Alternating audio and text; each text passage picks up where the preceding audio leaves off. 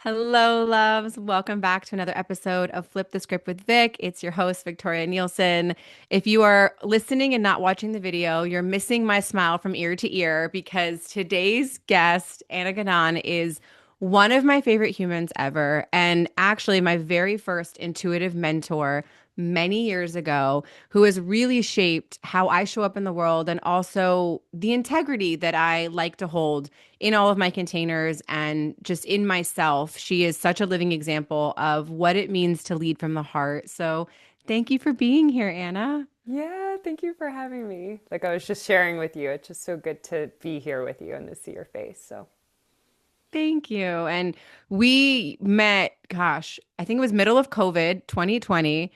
And Anna's been on her spiritual journey far longer than I have, and she has some amazing stories to share. But it was so profound to me. It was Masters and Mystics. I think it was my very first online container ever signing up for anything spiritual. And Anna was one of the six kind of mentors and teachers that we got to learn from. And she graciously offered, extra sessions with folks just to really get to experience what it was like to be guided in an intuitive way. And I remember you sharing your story of awakening. And it really spoke to me, not only because you decided as a new mom that you were going to speak up for yourself and go on a big journey somewhere, out of the country, but also that you had so much trust in what was happening to you and around you and through you at that point. I would love if you could walk us back and kind of first maybe introduce yourself and say hi, but then share with listeners, yeah, what was that original kind of awakening that really sparked it all? yeah, sure. So hello. So nice to be with everyone today. I guess to introduce myself professionally, I am an intuitive psychic and intuitive development energy work coach. I do individual trainings, I do group trainings, and my day to day is really doing individual readings for people all over the world, which I just love because I get to be with people, which is a big thing of mine. And I tend to joke that I kind of somehow manifested my dream job because I get to immediately go very deep with people and get very intimate with them within like the first few minutes of meeting them.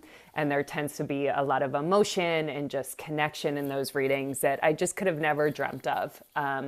Because I'm someone that really I thrive off of that kind of depth and that kind of connection and that ability to see others and to be seen and felt. So that's kind of like a peak in my professional life, which I proudly kind of blend my professional with my personal. So personally, I have two children and a husband. We've been together for over 16 years, and that's been quite a journey, just in itself, which I'm sure a lot of people can relate to. But I try my best to incorporate everything that I do professionally. So meaning living intuitively, remembering that we are connected and in relationship with everything in the way that I mother my kids, in the way that I cultivate my relationship with my partner, with my family, with my friends. So everything for me, it feels like you were saying, Victoria, like it feels integral to me that what I teach, I am practicing on a daily basis and embodying. So that's a big piece of who I am on both those sides. And as you were sharing my story of spiritual activation or getting to this place that I've landed now is quite what I've come to understand, quite rare. But I am really grateful for it, and I'll share it. So how long ago was this? So about 10 years ago, I had just had my first daughter, or my first child. My second child is a son. And I was really taken aback after I gave birth to her in the way that I don't think I was really prepared for motherhood. Let's put it that way. I am the youngest of seven children, and in being the youngest, I was never around babies. And when I was growing up, there wasn't really any kind of child that I needed to care for. So I usually kind of stayed away from babies and children because I didn't know what to do with them, right? Like I was like, oh, I don't know. You're like, I'm a baby myself. Like, yeah, exactly. That's how I felt, right? Like I'm a baby. I'm the baby of the seven. So when it came time to have a child, and I always joke with this because one of my friends at the time, she had said to me, like, I don't think you really know. I was pregnant. I think I was like six months pregnant. She was like, I don't really think you know like what's coming for you, you know? And I was like, no, I know what's coming. And I definitely didn't know what was coming. Like, I really thought that you have a child and it's total bliss. And, you know, you just kind of strap them on like a backpack and you walk them around and they go with you everywhere. You know, I didn't realize everything else that comes with it. And I believe personally that what happened to me is when I had my daughter, it was a real rude awakening, and I ended up emotionally really struggling with it, as well as, you know, physically, mentally, but emotionally was the real thing that challenged me. And there's a lot of variables that went into that. First thing is that I started working at a startup 2 weeks after I gave birth to her, which means that I started working full-time from home while taking care of a newborn baby by myself.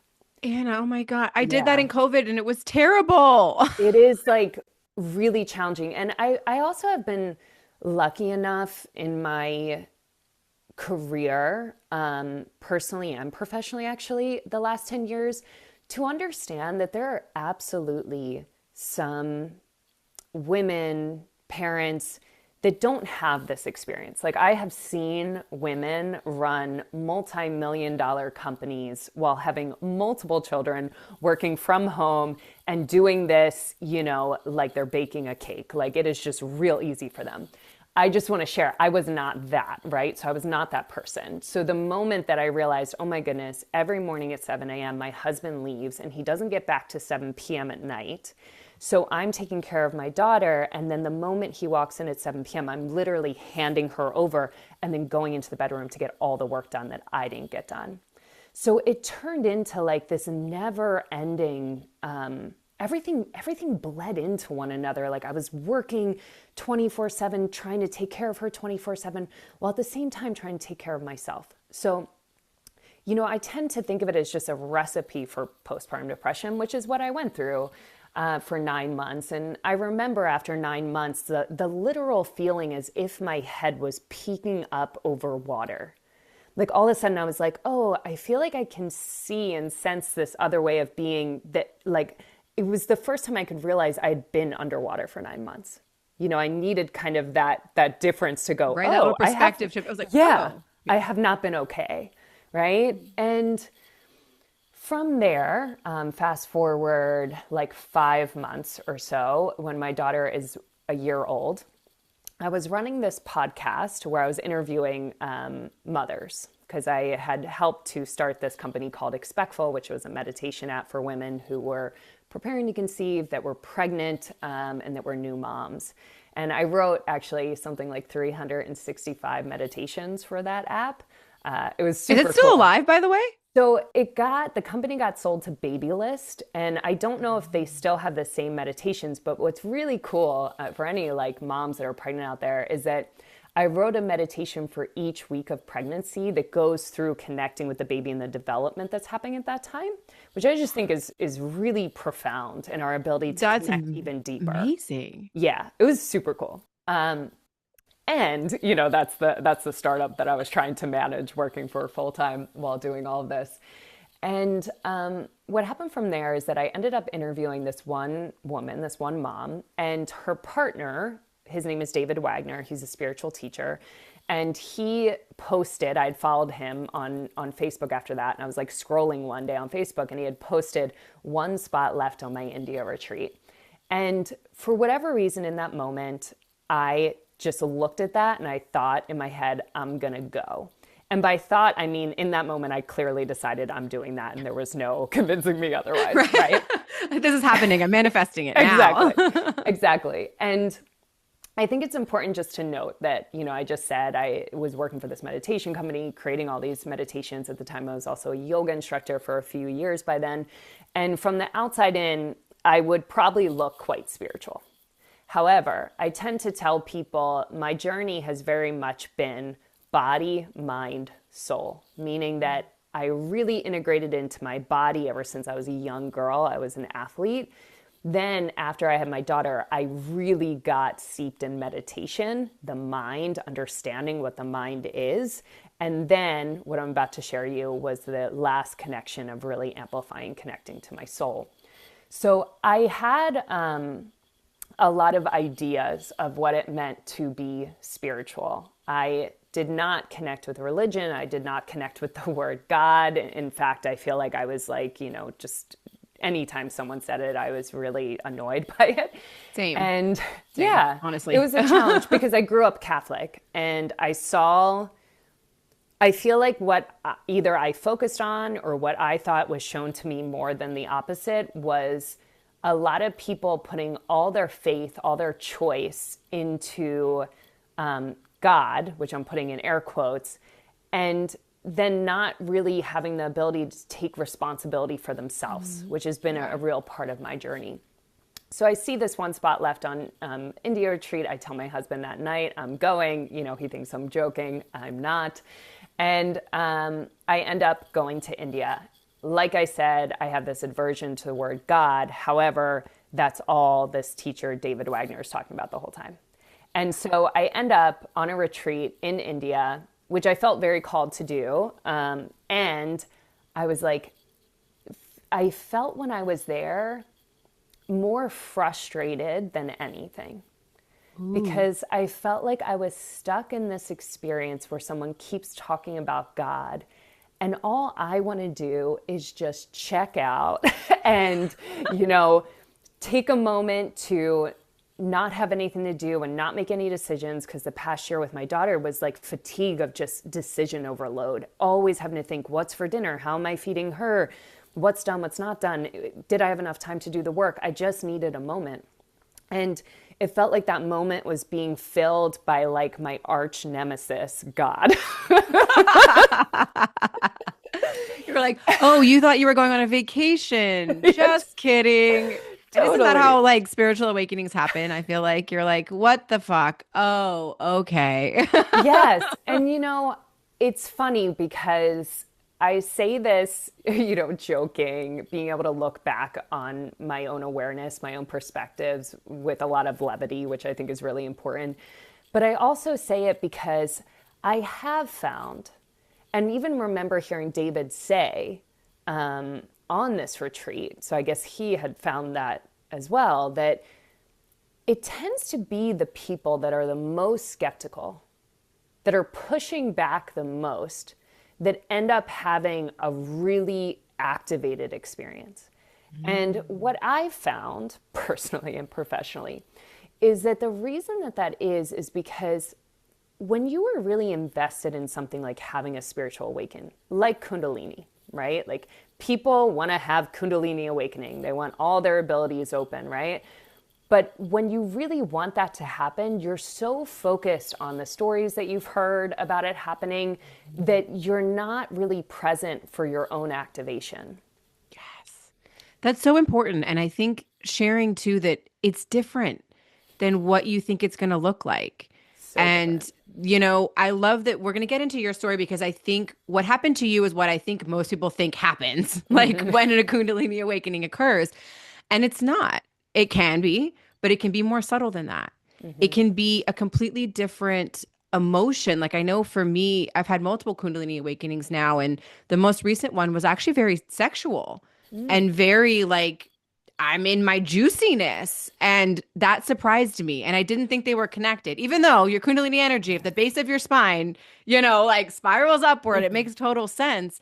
But it wasn't until someone else said something that I was like, oh, that's what's happening. And I do this work, and I'm in it. So I think that's just really important to share that we perpetuate these stories, right? If I'm not intuitive or I can't do this or I'm not receiving, when really it just may look differently than it does for everyone else. And the experience that you have is the experience I believe that you need based Mm-hmm. on your preconceived notions, on your ideas, your perspectives, the past life information that you're bringing in. So, I feel like you were probably holding on to a lot there, huh? Yeah, like when I look back on it, I feel like they were like, okay, it's either we do this now or it's she's never going to get it, you know? So for me, when I was in India, what occurred, very long story short, and by long I mean like it felt like forever. I was in India for 2 weeks and it felt like forever. But the reason that it felt like forever is because the focus was on being so deeply present with every step, every breath that you were taking, that it felt like time extended, right? Just like how a child, my husband just said the other day, we were driving around, he was like, I remember being young and the seasons, just felt like they were so much longer. And I was like, well, yeah, because our perspective of time changes as we get older, right? What we're focusing on and what we're not. So in India, there was an intentional thing that David was doing that, I look back on with such reverence, that he was stretching time. And I took that very seriously because I'm a very dedicated student. So if someone tells me you got to do this, I'm like, I will do it. And I will really do it just to see if I can prove you wrong. Like I will do it to see if it works or not. And if it doesn't, you can't say I didn't try, because I did your recipe and it didn't work. It's a very, very insane thing in my head. Oh, I'm cracking up. I'm like, Out. are you a Sagittarius? I'm not. I'm an Aries. Aha, there we go. Very proud Aries. So I was very present, over these 2 weeks. And what was happening, just to give a little bit of context, is David has been doing these retreats in India for 20 years or so, which was also very important to me. I tend to just naturally gravitate towards teachers, especially if I'm going to another country that have been doing it for a long time, because I understand the work, the practice that it takes to do that. So he'd been doing this for a long time. And there was this cadence to it. We arrived in a city, and then slowly but surely, every day or every other day, we would kind of move and go more and more remote into India, to the point that we landed in the most remote town, which is called Alundi, India, if anyone wants to look it up. And in this town, there was, this space where people had never seen someone that looked like me. Right? It was very, very remote. And I remember children even kind of coming up and just staring at me. Like they had just never, and I'm looking at them and they're looking at me. It was this whole experience. But what occurred is that every town or village that we would stop in, we would go to the temple of that village. So I was spending a lot of time with David talking about God and, us going into the temple of villages, and every temple was different. But what I will share is that every temple was greatly alive, meaning that every time we went, there was a lot of people there. There was aliveness. There was activation. I mean, some were like dancing. Some were people throwing themselves on the floor. Others were a little more structured, but just as much kind of activation happening, right? And there was a lot happening in my body when I was experiencing that, most of which was judgment. Like, seriously, most of which was just like, why do these people care so much? Why do they care so much about God, And Are they faking it? What's yeah, happening? like what is it, And again, I look back at my perspective with great humility for what I didn't know, which I think is important. And we end up in this village, Alundi. We arrive at the temple, and as I'm going through the line, which, most of the villages that I experience in India, everyone in the village goes to the temple at night. It's a ritual, like how you eat dinner at night. That's what was happening in these towns, right? Everyone goes. So there's a huge line, right? And for whatever reason, and mind you, this is the last village. So this is the end of this pilgrimage retreat, right? This is when I decide, or my awareness or body decides it's time. So I'm going through this line, and I start to, just from walking and through the line, what you're doing is you're going to kind of touch the deity. You're going to pay your respects, but also to kind of like be in relationship with the deity of that village. And I don't think I've ever shared this part, because I've shared this story on a few podcasts now, but I don't think I've ever shared this part. The deity of this specific temple was called Yaniswar. And I might be mispronouncing that. But the story behind Yaniswar is one that he was very young and he contributed a lot to the Bhagavad Gita, to that. And the story goes that when he was, I believe, 21, he asked to be buried alive in Samadhi, which is like in enlightenment, in the lotus pose, underground at 21, so that he could give his energy to that land forever. And they buried him alive in Samadhi. And a while later, I don't really know if we're talking hundreds of years, if we're talking a couple decades. Again, I'm not 100% sure. I just know little tidbits, little breadcrumbs. A vision came to someone in the village of Yaniswar coming to them and saying, you need to open, there's a tree root, you need to come and dig up. There's a tree root going through my neck. And the people in the village, apparently, this is the story, dug up, found him fully in Samadhi, no decay, anything, and a tree root in his throat. And they cut the root. And this tree still stands above, right, where he is believed to be buried. So I didn't know this story before that first time going in the temple, okay? So just to give you a little awareness. So I touch the deity, right, pay my respects to Yaniswar, which I had no awareness of really who that was or why it mattered. And again, I'm still in that skeptical, like, here we go, touch another deity in another temple. And like clockwork, what we would do after that, because there was kind of a ritual, a pattern that David had created, again, looking back, well done, David, that after you touch the deity, we would go into a different spot in the temple or the courtyard of that temple, and we would all sit down to meditation. There were probably like 10 people that I didn't know beforehand on this retreat that I'd just gotten to know during the pilgrimage. So we sit down, and it's very tight quarters, right? Because remember, everyone from the village is there. So there's people everywhere, most of which are looking at us because we're foreign, right? So it's like, what's happening? Who are these people kind of thing? What are they doing here? And it's so tight that I'm sitting down in a regular seated position. So I'm not in lotus. My legs aren't crossed. But I'm sitting down, my feet are pressing onto the floor, and I'm shoulder to shoulder with another woman in my group, and around the line, we're all sitting. And the moment that I close my eyes, go into this meditation, again, a ritual I'd done before, since I had already kind of felt while walking through the line and paying the respect to the deity, like I was kind of dropping into a meditative state, if anyone has ever experienced that. Kind of when time falls away, I guess is the way we could say it. I was carrying that with me, and then the moment I closed my eyes when I was sitting down, I dropped really, really deep, like into a space where I dissolved, essentially. And in that dissolving, which was not intentional, remember, I wasn't trying to do any of this. This was just occurring. I was just very awake for it. But as I kind of dropped into that, I start to feel, and this is what's funny about the story about Yaniswar, right? He was buried to give his frequency, his energy.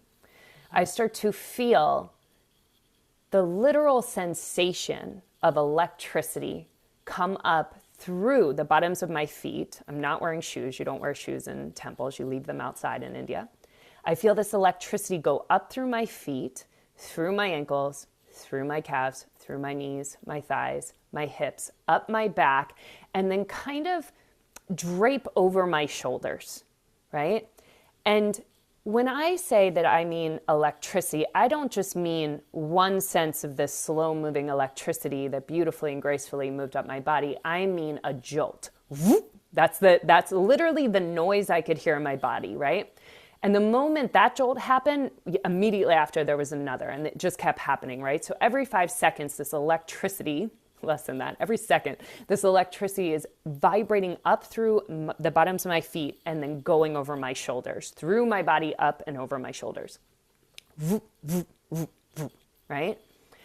And I start to, because the voltage of this electricity is so powerful, my physical body starts to shake side to side. So every time there is a jolt, which was every second, I'm shaking. So essentially, I just look like someone who's starting to shake uncontrollably, like you would imagine someone having a seizure if you've ever seen that in person or, you know, on a movie or something. That's what I looked like, right? But I was still in the seated position. And as I'm shaking, I start to see, remember, I went from someone I'm already incorporated in my body, I'd spent some time then being incorporated in my mind. I start to see this thought pop up in my awareness of, oh my goodness, you know, there's so many people in this room with their eyes open.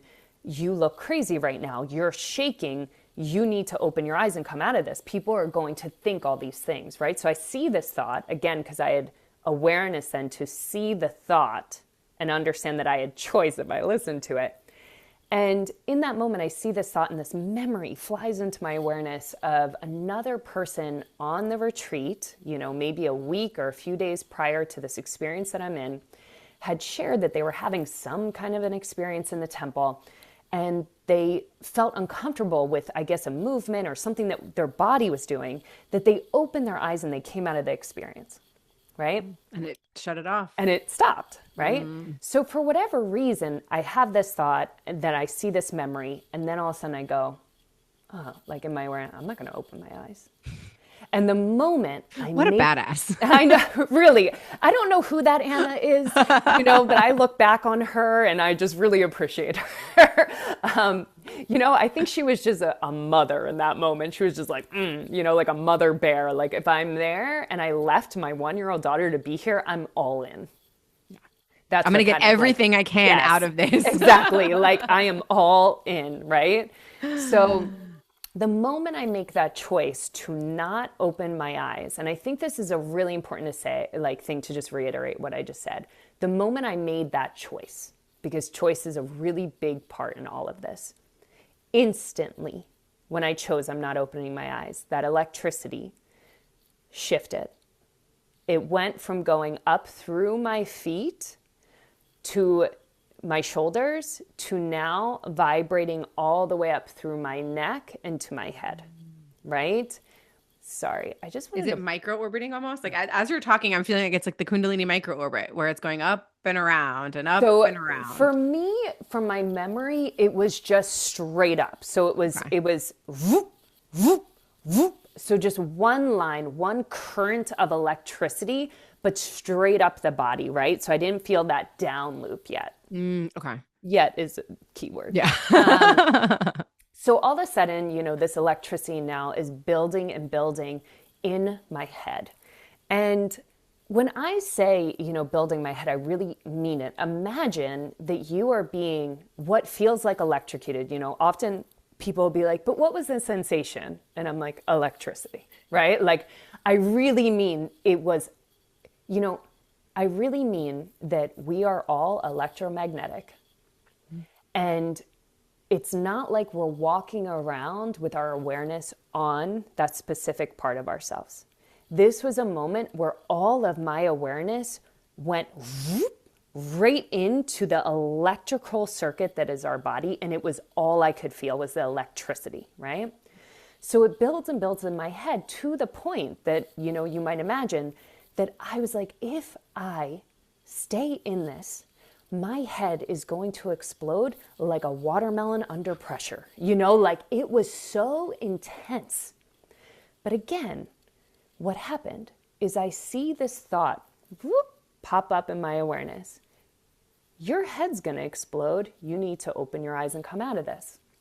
And same thing, I see the thought, and the thought activates a memory of another person on the retreat, maybe a week prior, a few days prior, who had said they were having an experience in a temple and they felt so much pressure in their head that they thought it was going to explode. So they opened their eyes and they came out of it. So I see this, I hear the thought, see the memory, and I go, fuck it. Like in my head, I literally remember thinking, fuck it, let it explode. And again, the moment I made that choice, which I know sounds crazy and I know sounds really out there, especially as a mother of one, right? And I do question, I have put myself in some weird experiences since I became a mother. I went to the Amazon, jungle and literally went to find anacondas, like I do questionable stuff. I'm not going to lie. But this, in my head, I made this choice because there was something in me that was just wanted to call bullshit. Mm-hmm. And the moment I called bullshit, the moment I went, fuck it, let it explode. Again, I made that choice. All of a sudden, whoop, I start to see, I feel this electricity. The electricity builds more and more in my body, but now visuals come in. And I just want to share, as someone who teaches intuition, it took me many years to share the visuals because I felt like no one's really going to get that. Visuals, it's always very individual towards the person. Mm-hmm. But from teaching, intuition, I've come to understand the value, the symbolism, that it is literally an intuitive ability, right? So absolutely. What I started to experience that I know now was very intuitive is that I saw this black liquid starting to stir in my pelvis, right? And when I say black liquid, I mean it. I mean, like if you could imagine gasoline, fuel, just starting to spin in my pelvic bowl. I could feel the spin, I could see the spin. And so as I'm getting electrocuted, now I'm also kind of undulating, right? Then at the same time as this visual, this spinning is happening in my pelvis, I start to see what is called a compass. So if you've ever been around architects, my dad was an architect, they used to use this tool called a compass to draw a pretty, a good circle, right? A symmetrical circle. Yeah. I start to see a compass spinning on the top of my head. Right? So I'm feeling this spinning on the top of my head and this spinning in my pelvis. And what I can feel, especially while looking back and try to interpret, is that it was almost like two poles of a magnet starting to activate. So the stirring of the spinning of my head and the stirring of the spinning in the pelvis. And then all of a sudden, these two things span enough. The electricity built so much in my body that all of a sudden I felt, heard, and saw this poof. And the moment the poof happened, I was engulfed in this gray smoke that circled all very dark, almost like blackish smoke that started to swirl around my whole body. And it was as if all the pressure, all the electricity, the magnetism from these two poles that had built was kind of stretching out to what I can interpret now as my electromagnetic field, right? So all of this is building. You can imagine it's like, in a song when it like really reaches its peak, right? Like I'm at that like peak moment, like something's happening, right? Which I actually learned. I feel like you would love this. I learned recently that the word threshold, the definition is that just when something starts to change, like there's a difference that starts to happen. When we hit a threshold, it just means that something new starts to occur, right? So that it was like this threshold moment. And what's so interesting is in the middle of this like crescendo, is that what it's called? Like the middle of this that's exactly what it is. The middle of this peak experience, David, the teacher, taps me on the shoulder. Middle of this peak experience, I get a little tap on my shoulder, right? I have no idea how long I've been in this experience. To this day, I can say that usually in the temples, we would meditate for maybe like 40 minutes. So maybe I was in there for 40 minutes, but it felt to me like a minute. And he taps me on the shoulder. And what do? I open my eyes naturally, right? And I remember it's so ingrained, burned into my awareness that when I opened my eyes, I looked right at him and he looked right at me. And there was this unspoken moment of like, he's looking at me like, what the fuck just happened to you? And I'm looking at him like, what the fuck just happened to me, right? And like we know something just occurred. Yes, there was definitely like this exchange of like something crazy just occurred. I don't know. Does he know? Does he know? Yeah. So I stand up because that's the next thing after the ritual. We would meditate and then we would kind of go into the courtyard of the temple and hang out. So I stand up, and the moment that I stand up, maybe I take a few steps, all of a sudden I kind of jerk forward like I'm going to purge. And my whole body bends forward, right? And Sorry, I keep like, I just have to say, are we recording? Because does We it say are. record? Okay. Okay, I was like, did it say recording? I was like, if it's not, then we've just missed this entire amazing story. But no, no, no, it's I had to recording. just calm my mind because I kept like looking around. I'm like, I don't see recording. Yes. Okay. Anna's mind, we are recording. It Cool. is okay. Thank you. I Yeah. feel so much better. So anyway, back to almost purging. So Natural segue. exactly. So my body, bends over like I'm going to purge. And I do like feel like, oh my goodness, something's about to come out of me. And I kind of bend over. And then the moment I bend over, my body, and I just want to preface here that like, I was not doing this. My body was doing these movements. They were not intentional. So I curl forward and then immediately I stand straight up. And the moment I stand straight up, I just start hysterically laughing, like inconsolable laughter.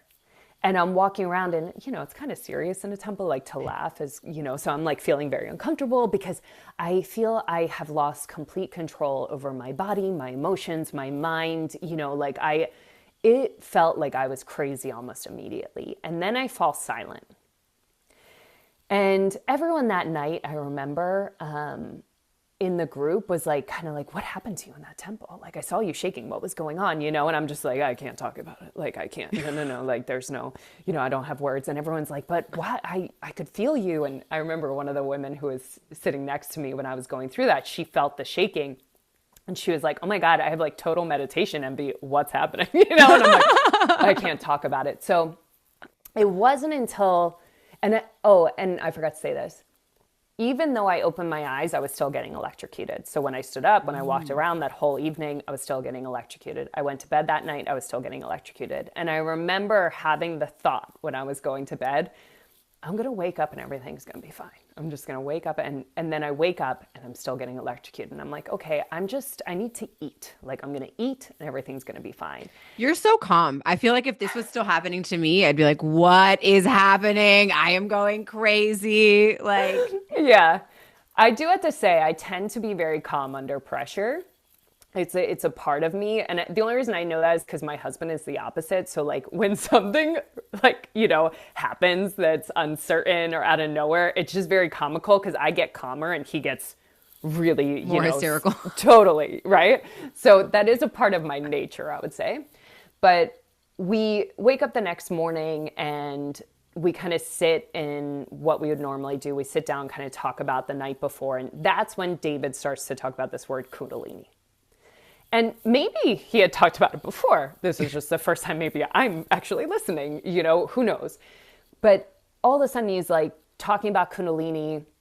I share with the group what I experienced. He's echoing more Kundalini. And I don't know what that means at the time. I'm kind of listening to him. But I'm also still in that skeptical state of like, how am I experiencing all this that I don't believe in? I don't believe even that this electricity is going through me, but how do I manage this? Because I can't deny something I'm experiencing. So it felt very disjointed. Then we go to breakfast the next morning. I remember like eating the soup for breakfast and like literally I'm shaking. So the soup is falling off of the spoon. So like I can't even eat the soup because it's falling off. And that was the moment I was like sitting in a booth and I looked at David and I was like, okay, how do I make it stop? Like, and I was dead serious. Like, how do I turn this off? And I was like, it's in the ground. So like, how do I just disconnect from the ground essentially? And he was like, it's not in the ground. And I was like, no, it's in the ground. Like it came up through the ground. It went into my feet. It went into my body. It's in the ground. And he's like, no, it's in you. And I was like, no, it's not in me. And I remember one of the women sitting next to him and she like kind of was like shook her head and she's like, no, it's in you. And I refused to like agree. I was just like, no. There's a way to turn it off. Yeah. It's outside of It's in the myself. ground. And you're going to tell me how. Yeah. So fast forward, I think a day or two, I go to the airport. I remember going in the bathroom and like literally washing myself like in the bathroom, like going in a stall because I was so covered in dust and dirt. I don't even know I think I had been showering with buckets at that point. So I'm like in the bath in a stall, getting electrocuted still, right? Trying to wash myself off, looking at myself in the mirror, like, what the hell is happening? Why can't this electricity just stop? Then I get on the airplane. I'm like, well, here we go. The moment that these wheels are going to lift off the ground, I'm going to stop getting electrocuted. I will no longer be connected to this ground, and that will be it. And then I remember literally hearing, you know, that moment when you're in an airplane and you can feel that the wheels have lifted. And I felt the wheels lift up, and I'm feeling the electricity in my body. And I'll never forget just in my body going, fuck, it's in me. And all of a sudden, and looking back, you know, it was probably, this was probably the best experience that could have led me to do what I do now, because it was in that moment that I realized without a doubt I was responsible for this electricity. I couldn't blame it on the ground. I couldn't blame it on that deity. I couldn't blame it on David. I couldn't give my power to anything else. It was on me. This electricity was surging in my body, and it was up to me to figure out what it is, how to turn it off if I could, which I spent the next 3 months doing. So I came home, I continued to get electrocuted for 3 months. I remember the first thing that I did when I came home is I ordered a book called Body Electric. And I was like, just like, tell me how this works. Like, how am I? And I started to read all these books on physics, anything I could get my hands on to understand electricity, right? And those books really helped understanding electricity, how it works in a current, how electricity creates magnetism. All these things helped me to logically understand what was happening to my body. And they were absolutely zero use in being able to turn it off, right? So to turn it off, I had to pretty much, for, I would say, really focus for about a month to understand where the activation was literally coming from in my body. And this comes back to what you were just sharing about how you felt Kundalini sexually. Because there was a button. There is a button in all of us. And it's about like 3 inches under our navel and at the center of our body, right? Almost like the center, a little up, not the center of the pelvic bowl, but kind of like if you could imagine your pelvic bowl is full, like soup, like a bowl that is full of soup. It's the center of the top of the surface. And once I could feel that all the activation was activating from this button that I call, I was able to kind of like switch the button on and off. So like even in this moment, you know, it's been 10 years, but even in this moment as we're sitting here, I'm activating the button and can feel electricity surging through my body. And if I was continue, which I don't do often, and I'll share why, if I was to continue to activate this button and activate this electricity over and over again, I would then really be able to feel the magnetism because the current would be created even more. Remember, this is happening no matter what in our body all the time. But I'm just becoming aware of the electricity, which makes me aware of the magnetism, which makes me aware of my electromagnetic field, right? The reason why I don't do that and don't recommend it is because electricity is naturally very fiery. It's naturally very overwhelming. It can quickly burn out our systems. It's a very action. I remember you sharing this. Yeah. It's a very action thing, right? Whereas magnetism, it's more, if we want to talk about like the difference between more feminine or masculine frequency, or like the opposite ends of yin yang or positive or negative on a magnet, right? These are all the same kind of references. The one that is more yang is the one that is kind of activating, right? Whereas the magnetism, the more yin, the more feminine, is receptive. It's pulling something towards it, right? So I had to learn how to not run so electric and how to kind of be able to feel the electricity, but also balance and cultivate the magnetism. With this experience, what occurred is what led me to do what I do now, which is I teach people, like I shared, how to activate their intuition. And with my Kundalini experience, which I know isn't everyone's, all of my intuitive faculties, abilities, gifts, whatever word we want to put on them, were activated all at once, meaning that No, thank you. I would know. Yeah, I don't want that. Like everyone says like, oh, I want to be able to see whatever. No, I don't want to see the dead people. I know they're there. I know they're there. I don't need to see them. Like you can activate like other parts of my intuition, please. Like, you know, I feel like people are probably like, oh my God. Like Anna is a very unique story, guys. But I think the main point she's making is that we have choice and free will. And that's what makes this less scary, is that yes, if you were to have experience like this, or yes, all of your clairs were turned on at once, you have free will to say, no, a little less of that, a little more of this, after a while, after you begin working with it, after you form a relationship with it, after you begin to understand it. Mhm. So yeah, turning them all at once, I feel like your life was probably like, what? Yeah, what I always share with people, because just to give like a tangible experience of this, I started to, see energy, meaning also see energy around people, see people that had passed. All of a sudden, I could see the subtle rather than just the physical. I could also start to hear, which is my strongest gift. I'm open in all of them, but my what they call clairaudience, clear hearing, is just impeccable. I could hear people's thoughts. I could hear messages, tones, things coming from, beyond, almost like what you could think of when someone says they channel, right? That's more clairaudience if it's coming through in the vibration of thoughts or words. I could feel sensations, like if someone was having an emotion near me, I felt that emotion in my body as if I was experiencing it as well, which is clair sentience, right? Like clear feeling. I would know things that felt very uncomfortable to know about other people. And that was a rude awakening. I could also kind of smell energy. I could taste energy. And just to say, we are all doing this all the time. It's just, again, like I said about we're electromagnetic, just in that moment, I was tuning into something that's always there and getting a rude awakening of it. So rude that at certain moments throughout those 2 years, I thought I should be in a mental institution, and really understood why many people probably are. Yeah. Some of which I truly, from that experience, do not believe that there is something wrong in the mechanics of the design of the human. I think what is occurring is someone is being overloaded with more than the 10% of reality that we tend to see. They are seeing the other 90%, or they are seeing even just 50%. And if it doesn't fit into what we believe is true or real or logical or within reason of something being a healthy awareness, we tend to deem it as you are crazy, something is innately wrong, you are broken. And I had to teach myself, I just want to share. I hope you never have to teach yourself. I had to teach myself to believe my experiences over my beliefs. And Mm. that took forever to detangle all these things that I thought were real, that I thought were true, that other people had told me were real or true. And I had to start believing what I was experiencing, which led me to really understand intuition on such an intimate level.